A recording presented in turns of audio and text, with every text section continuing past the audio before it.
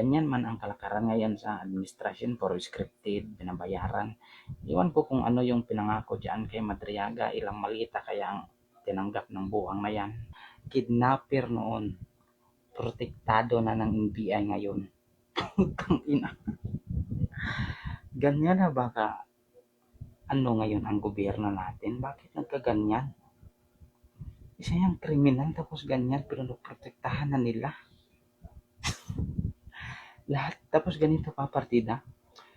Yung lahat ng pinagsasabi ni Madriaga, pinapaniwalaan ng mga congressman at mga senador na halatang pawang kasinungalingan ng lahat.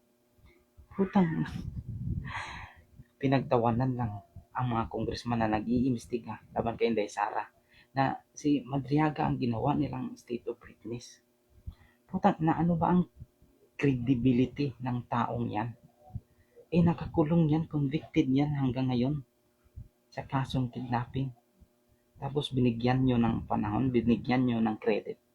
Putang napaka napakabasura talaga ng pinagagawa nila ngayong pag-iimbestiga kay Inday Sara, no? Ganito na lang. Ang sinasabi ni Madriaga kasi, siya ang trusted person ng mga Duterte. Sige, pagpalagay natin na totoo yung sinasabi niyang siya ang pinagkakatiwalaan ng mga Duterte noon.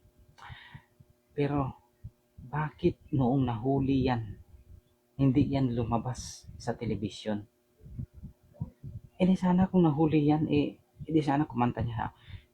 Ganito yung ibabalita ng telebisyon na ito si Madriaga, trusted person ng mga Duterte na huli sa kasong ganito, kidnapping, ito yung trusted person ng mga Duterte, ganito pala ang kalakaran ng mga Duterte.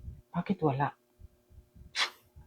Bakit ngayon lang yan lumantad ang buwang-buwang na sa panahon pa talaga ng pagpapa-impeach nila kay Inday Sara, lumabas yan? Napakahalata naman masyado yung pinagagawa nilang script laban kay Inday Sara. Kung talagang totoo yan, bakit ngayon lang yan lumabas? At bakit mali-mali pa ang mga testimonya na, ang mga nilabas yang ebidensya, kunwari kung may chiki at yung mga iba't ibang mga ebidensya niya, mali-mali talaga sa ginagawa nilang pagpapaimbestiga ngayon kay Inday Sara. Pinagtatawanan lang sila ng maraming Pilipino dahil halatang halata na nagsisinungaling at puro kasinungalingan lang ang pinagsasabi ni Madriaga. Scripted. Ano pa man di ay. Ganyan man ang kalakaran ngayon sa administrasyon, puro scripted, binabayaran. Iwan ko kung ano yung pinangako diyan kay Madriaga, ilang malita kaya ang tinanggap ng buwang na yan at ng mga congressman na nag-iimbestiga. Hindi natin alam, malay, yung anong pinangako sa kanya, papalabasin ba siya pag nag-success sila sa kanilang mga plano-plano. Yan lang yun eh. Imposibleng lumantad yang si Madriaga na walang kapalit. Sa butahe yan eh, kidnapper nga eh. Nananamantala nga ang trabaho niya noon, kaya yan nakulong. Kaya yan lumantad dahil may pinangako sa kanya na pag natuloy yung plano nilang pagpapa-impeach sa Inday Sara, hindi paldo-paldo ang mga buang. Yan man lang yun ang totoo. Kung hindi yan totoo, bakit ilang impeachment ng sinampa nila walang nangyari?